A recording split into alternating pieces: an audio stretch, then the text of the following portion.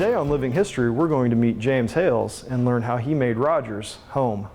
I was successful home builder in Greenville, Mississippi, but my wife and I we felt like we were in a rut, so we wanted to move somewhere else. And about that time, my father, his Army unit had a reunion at Bella Vista, and so I brought him to that reunion, and I fell in love with Northwest Arkansas. At the time, my wife and I were looking for the best place in the South to move to raise our children. He says the town was a lot smaller back then.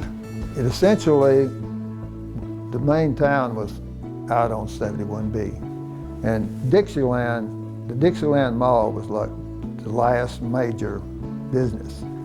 It was all farmland all around Rogers. Hales' construction business and the town grew together. Then Hales' interest turned to the history of Rogers. The time I was building and my children were growing up and going to school,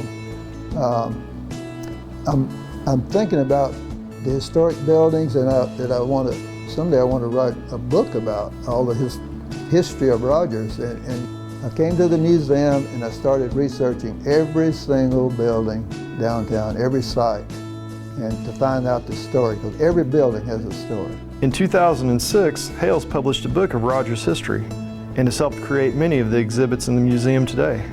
But his excitement now turns to the expansion and the restoration of the Newt Haley Ford building. I'm extremely excited about the expansion now that it's moving into the Haley building.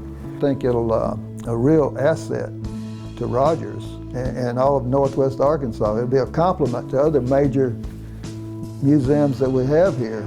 Hales says he's thankful he chose to start fresh in the little town of Rogers, where possible lives. This is the place in the whole South that we chose to raise our children.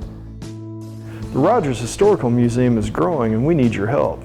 To learn more, visit rogershistoricalmuseum.org. For Living History, I'm John Burrows.